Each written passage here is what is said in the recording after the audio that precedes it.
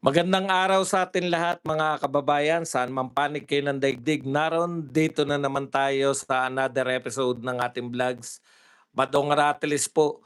Pag-uusapan natin ngayon, ito po, no, pinadadampot po ni Trillanes, si OSA Chief o Office of the, ah, ano na nga, Sergeant at Arms ng Senado na si Chief Aplaska sa mga NBI. Grabe talaga. Ano ba kapangyarihan nito ni Trillanes? Ang lupit mo naman, Trillanes, no?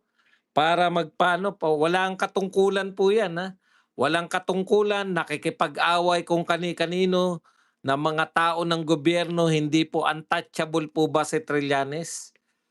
Bakit po 'pag mga vlogger lang po ang, katalon ninyo, na gagawan niyo kaagad ng paraan para makasuhan, ah, mapatawag sa kung saang, ano, pero 'pag si Trillanes kahit sino po, walang sinisino si Trillanes. DILG, binabanatan, Senate, binabanatan, wala lang sa atin lahat. Pag-usapan din po natin 'to, 45 na congressman at senador namumurong kasuhan umano ng plunder ni Ombudsman Boying Remulla. It's about time na may makulong na talaga dyan. Sana po, kasi noong December pa nasabi nyo na may makukulong. Sana this time talagang magkaroon po ng makulong. Yan po at marami pang iba. Marami pa pong balita ang pag-uusapan natin pero bago yan, kung bago ka pa lang dito sa ating channel, mag-subscribe ka na. Dahil ito lang ang tanging channel na may kinikilingan, may pinapanigan, una sa balita, uli sa impormasyon, kaya ano pang hinihintay nyo? Pindot na, okay. Ito po ang sabi ni dating Senador Antonio Trillanes, dapat damputin. Sa gitna ng pagpapatuloy na usapin tungkol sa warning shot incident sa Senate Complex, diretsang sinabi ni Antonio Trillanes na dapat umanong arestuin ang National Bureau of Investigation, NBI, si OSA Chief Mau Aplaska kapag lumabas ito sa loob ng Senate premises. Itong si Aplaska, pag lumabas ito sa Senate premise, dapat damputin ng NBI yan. Grabe, no? Ang lakas ng loob ni ano. Ano po ang kaso? Bakit po dadamputin? May kaso rin po ba yan sa ICC? Kasi po, nauunawaan na po ng mga Pilipino ngayon, na wala na po tayong kinalaman dyan sa ICC. Maski po si Torre, nagsabi na po na hindi po pwede yung direkta. Yung direkta ICC tapos dadakipin na natin. No? Nagtataka nga si Torre, bakit hindi dumaan? Nariyan daw po sa PNP, yung PCTC, yung Transnational Crime, Trans Crime. Yung pong nag-utos kina Torre para dakpin si Tatay Digong. Bagamat hindi tayo naniniwala din doon sa katwiran ni Torre, at least eto, meron po silang sinunod na tagalabas ng bansa. Yun nga yung pinagmulan, yung Interpol. Pero ang question nga po, maglalabas pa ba yung Interpol ulit, no? Ng pag red notice dito Kalabato, samantalang nakuryente na po sa unang pagkakataon yung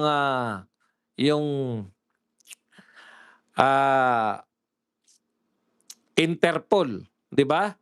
Kay Tatay Digong po, malaking-malaking usapin po 'yan. Kaya nga po, 'yan po yung paliwanag ni Lito Banayo. Hindi ko rin po alam kung bakit niya pinapaliwanag ng gano'n. At least lahat ng pumapabor sa paliwanag natin, iko-quote natin. Sabi ni Lito Banayo, nakuryente na yung mga Interpol. Dito po ginamit yung Interpol dito po para katwiranan kung bakit na pinadakip si Tatay Digong. Samantalang ang Interpol po ay isa lang po 'to, hindi po sakop. Tandaan po natin, ang ICC po ay hindi sakop ang Interpol, pareho po silang, separate international institution, 'no? Magkaiba po sila, wala po nakakasakop, hindi po sakop ng, ICC ang Interpol. Malinaw po 'yan sa sinabi ng presidente ng Pilipinas na hindi tayo nakikipagtulungan sa ICC. Kaya itong mga nagsasabi po na mga pugante si Bato, yun ang dahilan bakit kami naghanap ng asan yung sa local court, asan yung, warrant mula po sa local court. Dapat naunawaan natin na matagal na tayong wala sa ICC. Kasi uto-uto kasi 'to si Sandanya, hindi mo ba naintindihan, Percy, ikaw lang ang nagsasalita. Ikaw lang ang pinagsasalita nila kasi hindi ka abogado, wala kang alam, tabingi ang katwiran mo. Tabingi ang katwiran mo. Matagal na po tayong panahon pa po ni Tatay Digong, hindi na tayo miyembro ng ICC. 'Pag naglabas po ang ICC ng kanilang, warrant of arrest, wala po tayong pakialam dun. Alam niyo ba yun? Hindi niyo alam yan kasi nga akala niyo tama yung ginawa kay Tatay Digong, kaya nga natin kinu-question, eh. Yung ginawa kay Tatay Digong, kaya nga ang tawag ng kampo ni Tatay Digong sa ginawa sa kanya, kidnapping. Kasi illegal yun, dahil hindi na tayo miyembro. Oh. Ngayon, pati po yung nagtanggol kay Bato, alam niyo po ang, Sergeant of Arms, inutusan po yan, ang pangunahin pong, trabaho ng, Sergeant of Arms, proteksyonan po ang Senado, proteksyonan ang mga senador.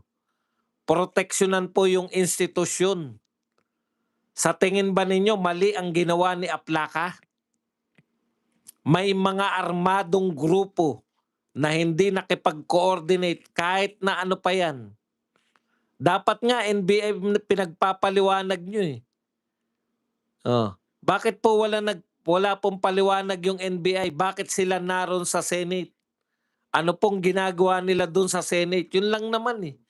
Kung wala sila sa Senate, Aplaska. Ano ba sinabi ko, Aplaca? Aplaska po, Aplaska.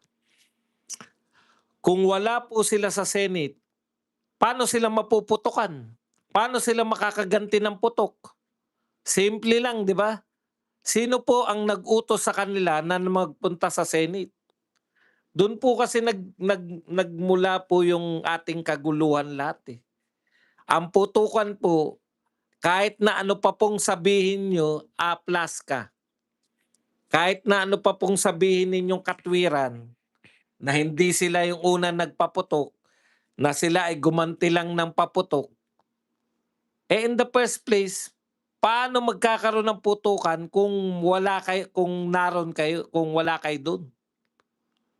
Oh, hindi naman kayo nagpaalam. Ang sinasabi ni Matibag, nasa GSIS kayo.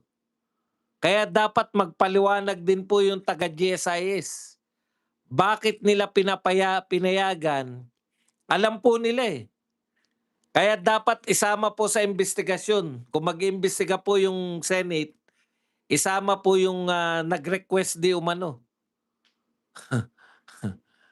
Hindi po trespassing, wala talaga silang dahilan dun kasi hindi po sila, 'di ba? Kung buti nga hindi tapos ang problema pa nito yung media na pinangungunahan pa ni Recto. Oh, hindi ba niyo sasabihin fake news si Recto? Galit na galit si Cayetano kay Recto. Nag-post agad. Hindi man lang kinumusta.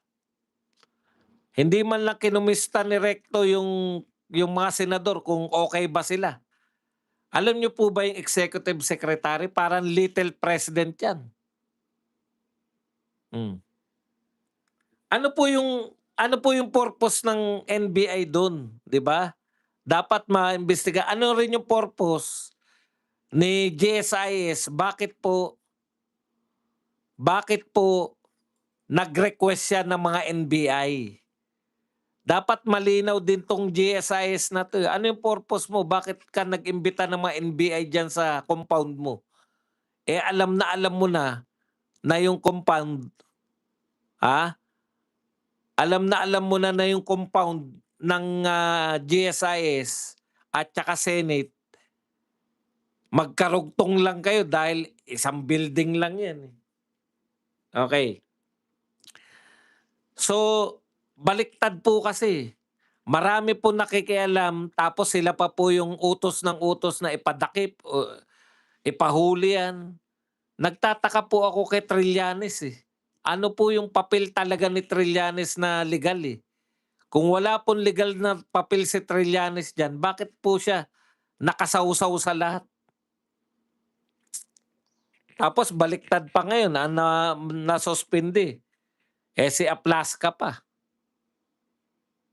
Yung mga nagsasabi po, mamaya sagutin po natin isa-isa yan. Yun lang po, eh, bakit po siguro kung ang mga vlogger yan yung na magsalita diyan sa mga tao sa gobyerno, halimbawa sabihin namin, dapat ipakulong na yung mga magnanakaw na mga congressman na yan. O 'pag nagtukoy kami ng pangalan baka may kaso na kami, 'di ba? Eh, eto tinutukoy si Aplasca dapat 'pag lumabas damputin. Ano po ba awtoridad ni Trillanes talaga, bakit may kakayahan po siya magpadampot? Hindi ko po alam, malamang may nilalabag na batas yan, eh. Yung utusan mo yung NBI, teka nga pala muna, yung tanong ni Jinggoy, may tanong si Jinggoy diyan sa NBI, eh. Pumasok kayo, eto ang tanong ni ano, eh, ah, President BBM has made a categorical statement that he did not issue any order to effect the arrest of Senator Bato de la Rosa. If that is truly the case, then the public deserves to know under whose authority were agents of NBI operating within the Senate premises. So dapat pong malaman baliktad 'tong media, eh, lagi pong yung Senado ang may problema, eh. Wala akong nakita sa media na nagtanong ng ganito, eh, na ano ang ginagawa ng NBI dun sa Senate premises. Huwag kayong magsinungaling yung nagsasabi na nasa GSIS daw yung mga pinutukan. Dun na tumakbo kasi dun kayo galing, eh. ABS-CBN yata yun, yung nakasubaybay dun sa mga pinutukan. Eh, samantalang nasa GSIS, huwag niyo pong binobola yung tao. Isang building lang yan, Senate at GSIS. Yan na nga po ang problema namin. Bakit may NBI sa GSIS in the first place? Ah, sa ganun pong pagkakataon na alam natin nariyan si Bato, alam natin na matindi po, bakit po may NBI dun na hindi pinapaalam? Tapos, nasa GSI, paano kayo naputukan ng mga taga-Senate? Dumayo pa ng ano, ang linaw sinabi, 'di ba? Anong ginagawa mo rito? Paano puputukan kung nasa GSIS side sila? Ah, who gave the directive and who must ultimately be held accountable? O katulad niyan, nakikita natin sa mga media, si Trillanes yung nag-uutos. O papaano 'yan? Inuutusan ni Trillanes yung NBI?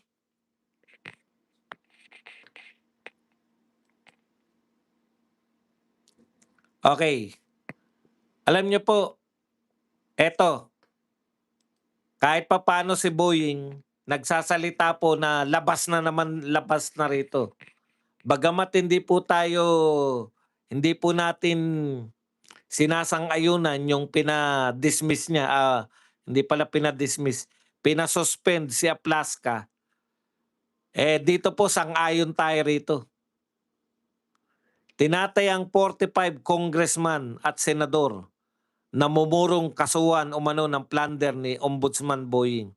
Ang estimate ko sa investigation namin from 35 to 45 investigations na current ongoing. Eto dapat natutulungan 'to ng Senado. Bakit po? Yung Senado po kasi may kakayahan po yon, lalo na yung Blue Ribbon Committee. Madali lang po sana, eh. Kung nagtatrabaho po sana, kung si Marcoleta man yung susunod na Blue Ribbon, sana po dalas-dalasan na po natin kasi ang dami po, eh. Ang dami po ng mga suspect dito sa mga pagnanakaw na 'to, eh. Sana po dalasan na natin para may maipakulong na. Alam niyo po effective po 'pag Senado. Bakit po? Eh, meron pong power yung Senate para issue po ng mga ano, ano na nga yun, Dostesticum Dostesticum.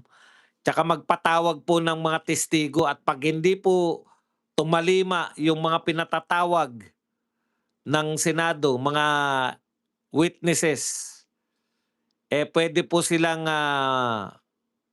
ipasabpina, 'di ba? 'Pag hindi po pumunta sa sabpina, puwede pong ipaaresto.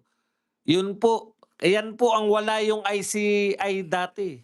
Nagtataka nga ako bakit sinuko nila yung investigasyon, eh, sa ICI, eh. Oh, ngayon po, akala nyo ba impeachment po? Akala nyo impeachment yung, pinakagusto namin bakit, si magpalit yung Senate President? Eto po talaga, kasi yung impeachment, wala na po yan. Maski po yung mga kakampi, ah, boboto po laban sa impeachment. Maski po yung mga tulfo na yan. Maski yun lang talaga yang Kiko Ontiveros, si Bam Aquino baka bumoto pa na mapawalang sala si VP Sara kasi wala naman po talaga silang ebidensya. Yung sinasabi ni Redon na bilyon-bilyon, kayo magpapaliwanag niyan. Hindi po si VP Sara, dito muna tayo. Natutuwa po tayo dahil kahit papano itong si Boying Remulla nagsasalita na po ng flood control. Sa wakas, may binabalik na uli yung flood control. Okay, ayon po kay Remulla, yung second money laundering case against Martin Romualdez is being prepared. Malapit na. So pangalawa na tong money laundering. Yung sinasabi kong 61-page complaint, first draft, meron pang mas mabigat na conspiracy to commit plunder which will involve everybody, Senate and House, everybody involved. Yan po ang dagdag ni Ombudsman Boying. Kaya kung akala po ninyo na si Boying Remulla, katsokaran ninyo, marunong din po mag-isip yan. Di ba? Ano sinabi ni lalo na ngayon na naganap po tong mga sa Senate, ang daming sinabi ni Boying. Tuloy muna natin to. Malapit na yan, makapal yan. Ang estimate ko sa investigation namin, from 35 to 45 investigations na current ongoing. Tinaas natin ang standard, hindi natin wini-weaponize ang office. We are trying to call in to break the evidence needed to charge people. Case build-up talaga. Itong report ng Senate is very useful to us. Huwag kang mag-alala. Ombudsman Boying, pag si Marcoleta na yan, talagang mas marami pang mahuhukay na ebidensya kasi mag-iimbestiga talaga, eh. Biruin mo, nakatulong pa yung kay Lacson. Binigay na ni Lacson kahit walang pirma, eh. O may pirma pero hindi sapat.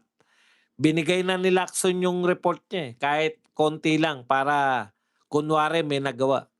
Pero sa totoo lang, Pagdating kay Marcoleta talagang marami ng mapapakulong dahil magaling mag-imbestiga, eh.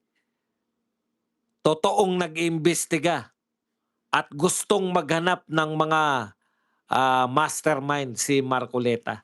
Hindi katulad nung ano, gustong magligtas ng mga mastermind. Yun lang naman yung dahilan dun kung bakit hindi kayo nag-imbestiga. Gusto niyo magligtas ng mastermind. Okay, punta na po tayo. Ang dami pong hinahinala, 'no? Tungkol po dito sa palitan na naman ng Senate presidency.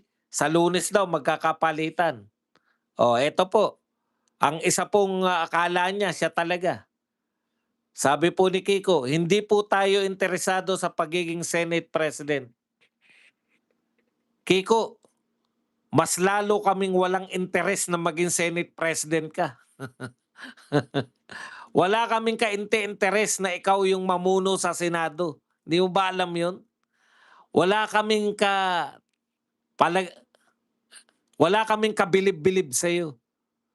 Oh, kung hindi mo pa rin naiintindihan yan. Ewan ko kung bakit niyo ipagpipilitan si Kiko. Oh, hindi raw interesado si Kiko Pangilinan sa pagiging Senate President. Eh, tinanong mo ba kung yung tao interesado ba sa'yo? Tutulong na lang ako sa kanila, para sa akin mas importante ang flood security kaysa sa Senate presidency. Okay, wala kaming pakialam. Ano, ano? Ano yung mas gusto mo? Mas importante ang food security pala. Akala ko flood security. Ito pa po ang isang sinasabi na, tatakbo. O isa pa pong sinasabi na siya na ang magiging Senate President mula po sa Lunes, 'yan. Subiri eyed as new Senate President just days after Cayetano takeover. Ayan po. Days after the Senate leadership coup that catapulted Senator Alan Peter Cayetano to the chamber's top post, whisper of yet another shakeup are already making the rounds in the halls of the Senate. Alam po ninyo, pinapakalat nila kasi para palabasin nila na talagang magulo ang Senado, di ba? Sila rin na nagpapakalat niyan, eh. Tama po, magulo ang Senado nung nariyan pa si Bato. Kasi pinagtatangkaan yung hulihin, eh. Pero ngayon pong wala na si Bato, wala na pong gulo sa Senado.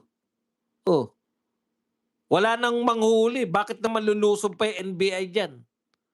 Sino pa po ang lulusob sa Senado? Wala na. Paano sila lulusob? Wala na yung huhulihin nila. Kaya tama po yung ginawa ni Bato. Kaligtasan niya, kaligtasan ng mga kasama niya. Yung mga nagsasabi pong mali yung ginawa ni Bato, kaya po mali, gusto nyo kasi madala sa dahig si Bato. Ngayon, yung hindi nadala, mali na si Bato, mali na lahat. Magpakita kayo kung bakit tama na huliin si Bato. Matagal na tayong hindi miyembro ng ICC. Tapos sasabihin nyo na tumatakas si Bato sa batas. Kaninong batas? Sa ICC? Hindi nga tayo member niyan, eh. Oh.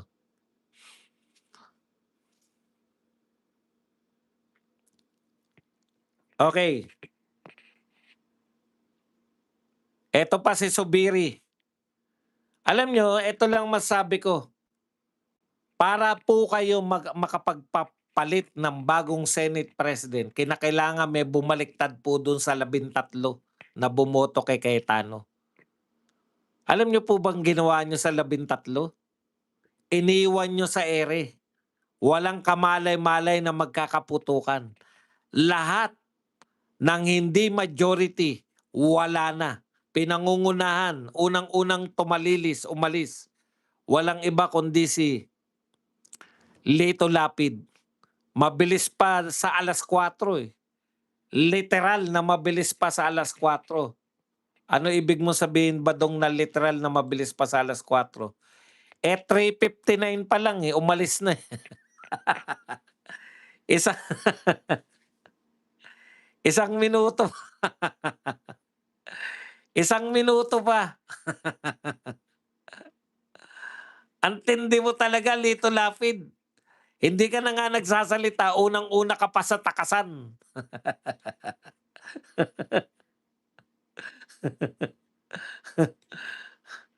'Di ba? May mas lulupit pa ba kay Lito Lapid? Tindi. Teka lang, iayos ko lang 'tong ating ano.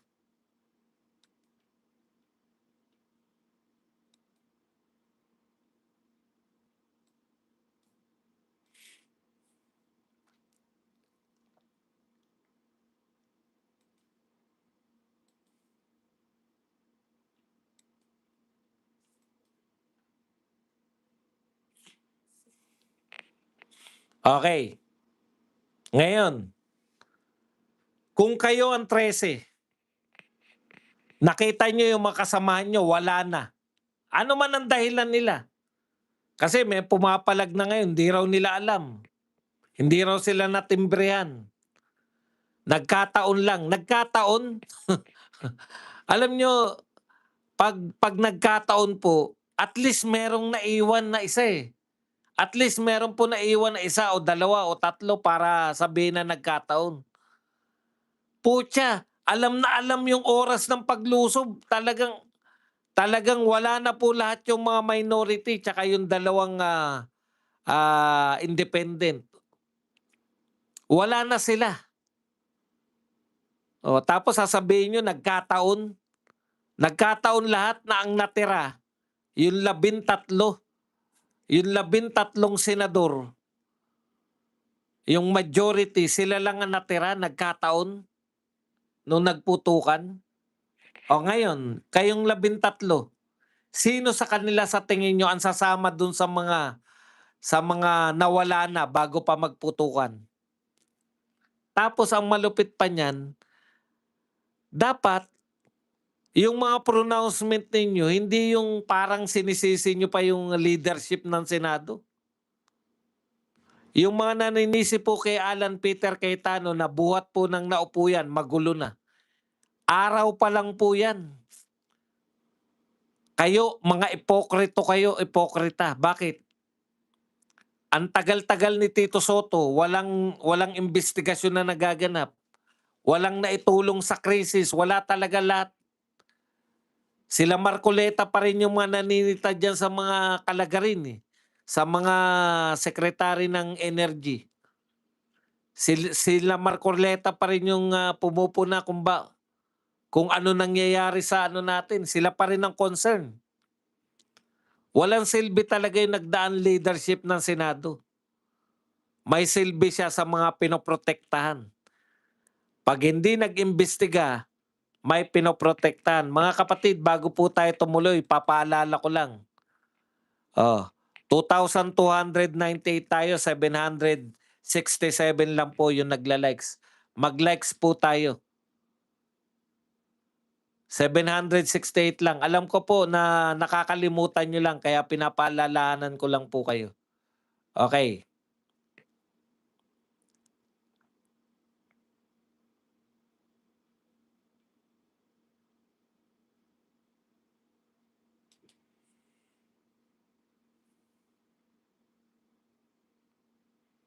So, eto po, sabi po ni ano, ang sumagot po, hindi po sumasagot si Trillanes pa, Nagtataka tayo, mabilis sumagot yan si Trillanes, eh. Hindi pa rin po sumasagot si Trillanes dito po sa banat sa kanya ni John Vic. Sabi ni John Vic, paalala ko lang, "There's a reason why Trillanes lost 3 election in a row. Nauuna yabang kaysa mag-isip." O Trillanes, nauuna pala yabang mo, sabi ng maangas na si John. Yabang kontra yabang. Dito ako kay John Vic dahil po siya, 'di ba? Oh. Kasi si John Vic mukhang may napatunayan na, eh, 'di ba, Gob? Kung totoo po yung nabalita na yung gobernador namin sa Bulacan na nakaano na ni ano, ni John Vic, 'di ba? Naalala niyo yun? Hindi lang pinalaganap, 'di ba? Tahimik lang lahat, pero kalat na kalat po yung balita na may nangyari sa pagitan ni John Vic tsaka sa gobernador namin si Daniel Fernando. May pruweba na si John Vic Trillanes, eh.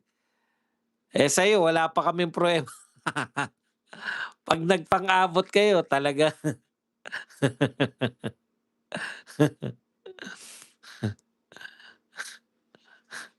okey, sabi naman ang sumagot po para kay Trillanes ay itong fans club niya na si Jesus Palsis.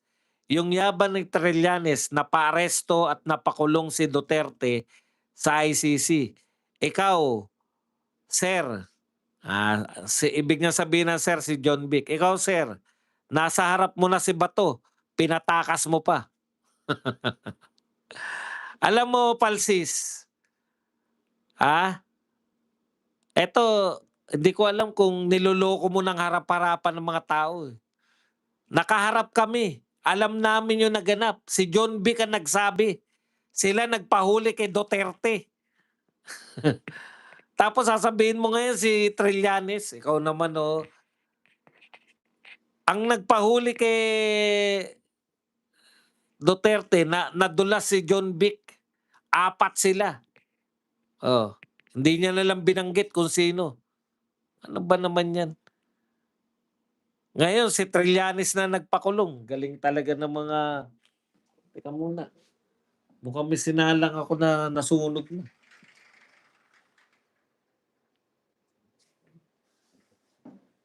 Alam ko hindi ko inom, eh. Saglit lang, ayun. May nilaga ako, eh, baka sunog na, eh.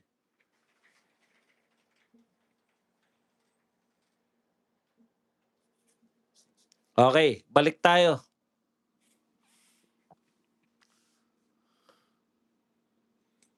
Tapos gusto na ipasunod ni Trillanes, meron na daw kasunod, si, Albayalde tsaka 'to si Bongo. Kita niyo po. Alam niyo po, Supreme Court kung hindi niyo po pagpapasyahan 'yan kaagad, lahat na lang ipapakulong, lahat na ng mga kakampi ni VP Sara. Pati nga si VP Sara meron diyan sa ICC, nireklamo nila, eh. Baka yan na lang ang paraan nila para bago mag-2028 kasama na si Sara Duterte. Dapat matigil na po 'to. May sarili po tayong batas, may sarili po tayong korte rito, Supreme Court. Naisahan na tayo kay Tatay Digong, 'wag naman tayong sawalang kibo. Kasi 'pag nagpasawalang kibo kayo, harap-harapan na po, hindi na po ginagalang yung korte ng Pilipinas ng mga tao na 'to. Wala ng paggalang sa inyo. Basa pa tayo ng mga ibang, eto po yung mga tabinging katwiran. Dinungisan ng Senate leadership ang reputasyon ng institusyon sa pagkanlong ng isang pugante, sabi po ni Percy Sendanya. Dapat may managot kung totoong isang orchestrated attempt ang barilan para patakasin si Bato. Alam mo, tabingi na katwiran mo, tsismoso ka pa o tsismosa. Congressman ka, eh. Nangunguna kayo sa tsismis. Orchestrated. Paano mo nalaman na orchestrated? Ibig mo sabihin,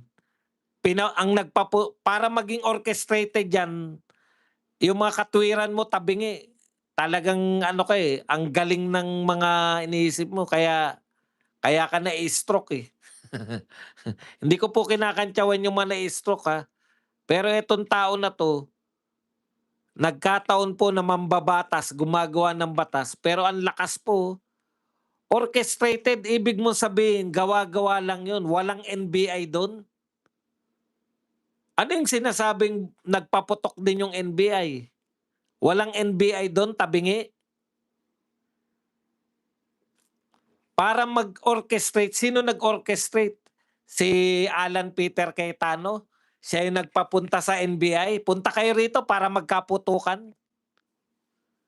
Kung wala po yung NBI do'n, nagkaputukan, Puwede mong sabihin na orchestrated, 'di ba? Kasi wala namang kalaban, eh.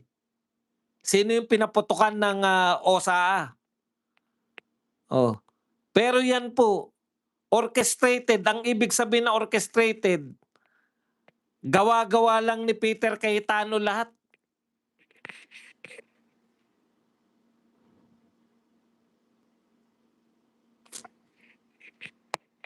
Yan yung problema, eh, tapos kakagatin niya ng ano, kakagatin niyan. Eto pa isa, sinabi rin ni ano, ni Sendanya. Oh, hindi pala Sendanya, Mother Percy. Hindi lang pinatakas, mas malala pa, itinakas pala. Hindi lang daw pinatakas, itinakas. Arestuhin ang tumakas, panagutin ang nagtakas. Alam mo, tabingi na naman ang katwiran mo. 'Pag sinabi mo na arestuhin, mayroon bang warrant of arrest?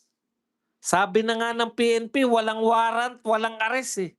Kaya nila hindi inaarestuhin si Bato o iso-surveillance man lang kasi wala silang warrant. Paulit-ulit tayo. Itong mga mambabatas na 'to, ito ang pangunahing lumalabag sa batas. Walang warrant, walang arrest. Paano mo sasabihin na pinatakas?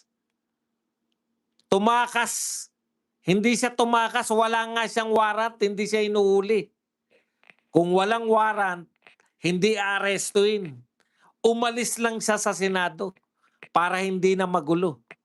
Oh, kayo ang nagpe-fake news, eh. Oh, pero wala, siyempre hindi kikibo yung PCO. Pero 'pag vlogger, huli kaagad. Kahit ilang taon na si Jason Sa, huhulihin pa rin. Iika-ika na, huli pa rin. Walang ano yan, walang nilusob, walang ninakaw. Nag-post lang si Jason Sa, huli. Pero ito si Percy,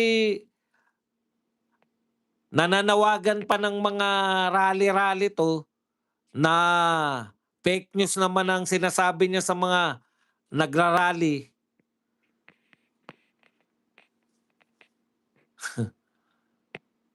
Pinatakas, bakit mo itatakas kung wala namang warrant of arrest? Okey, eto pa Rappler. Sabi ng Rappler, "Can people who protect Bato from ICC warrant be punished?" Alam mo, Rappler, matagal na kayong salot dito sa Pilipinas. Ang tanong ko naman, yung bang mga katulad niyo na kumakampi sa ICC para manghuli ng mga Pilipino, kayo ang dapat parusahan. Kung hindi man dito, parusahan kayo 'pag nariyan na si VP Sara, presidente na. Paparusahan mo yung mga nagpoprotekta kay Bato, bakit? Bawal bang protektahan ng senador na gustong ipahuli at ipadala sa ibang bansa? Oh, eto yung mga Philippine Council of Evangelical Churches, mga kaparian, gumagawa ng mga statement para hindi ko alam kung para saan. Ah, wala naman kayong bilang, eh. Kahit ako po Katoliko ko, kahit ilang pari pa manawagan na ikondena si Bato, ikondena si VP Sara, wala po kayong bilang sa'min kahit po mga pari kayo at kami Katoliko. Alam niyo, magtapatan na tayo, tayong mga Katoliko, hindi tayo nauutusan. Siguro nauutusan nila, siguro ang sumusunod sa kanila may mga tinatawag na mga manong at manang, 'di ba? O ilan lang naman 'yan. O yun siguro mapapasunod niyo, yung mga sakristan, yung mga manong at manang, 'yan mapapasunod niyo. Pero yung mga sangkatolikuhan, yung mga Katoliko, hindi po kami susunod sa mga pinagsasabi niyo. Ni hindi niyo nga kinukondena yung mga magnanakaw sa flood control, eh. Tapos si Bato na wala namang warrant of arrest, sa korte ng Pilipinas. Korte lang po ng Pilipinas ang dapat kilalanin ng mga Pilipino. Ang totoo pong merong power, ang totoo pong kayang pasunurin ng kanilang mga miyembro, eto po, Iglesia ni Cristo. Sa mga relihiyon Iglesia ni Cristo, proven na po yan. Eto pong KOJC ni Pastor Kibuloy, proven na po yan. Yan pong JIL, marami po dyan siguro 80% o 90% susunod sa sinasabi ni Brother Eddie Villanueva. Oh.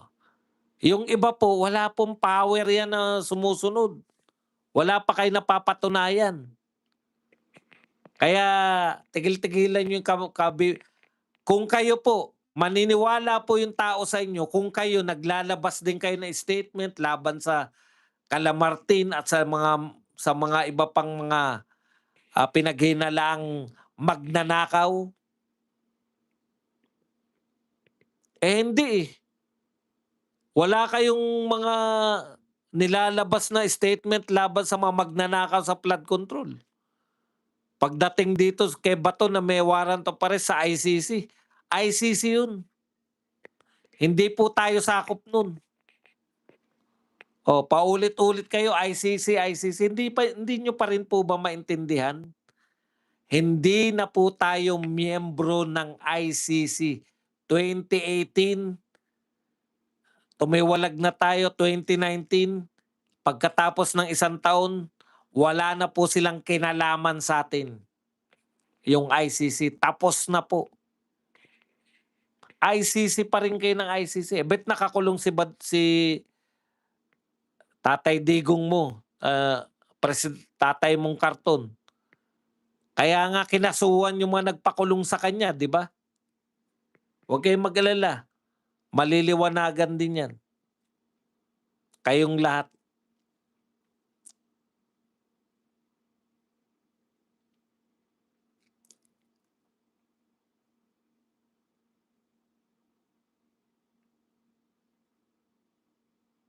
O, eto pa isa. Si Bel Zamora, gulo sa Senado to delay or have an effect on the impeachment. Ayaw po namin guluhin ang sarili namin with what's happening in the Senate. Although, admittedly, alam po namin na nangyayari ang mga kaguluhang ito to delay or to have an effect on the impeachment. Sabi ng isa sa impeachment prosecutor na si San Juan City Representative Bel Zamora. Alam nyo mga congressman, tapos na po yung palabas ninyo.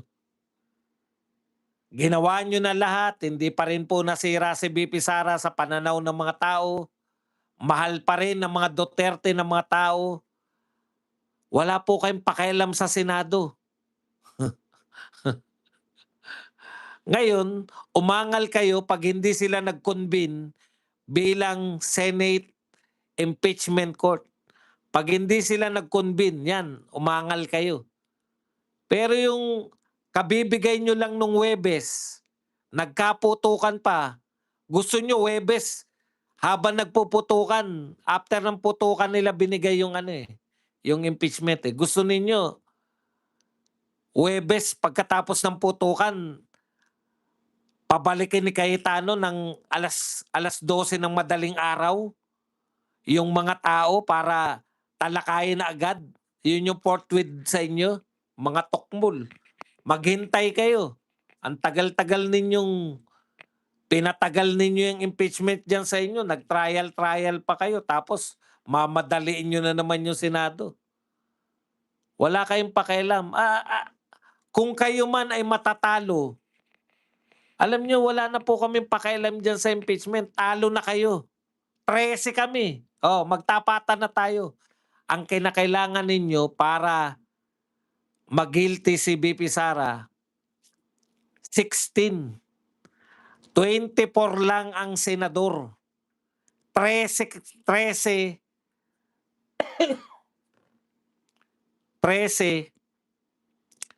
i-acquit si BP Sara. Ilan pa natira sa inyo?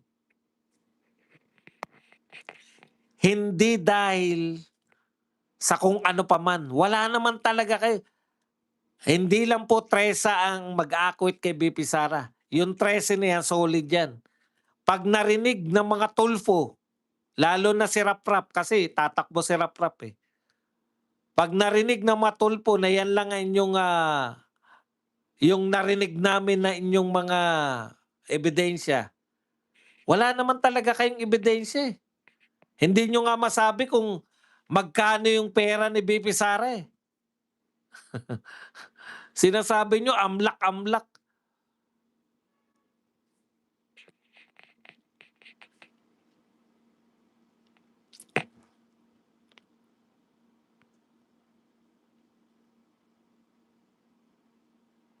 Trillanes, pinatatanggal si Cayetano bilang Senate President.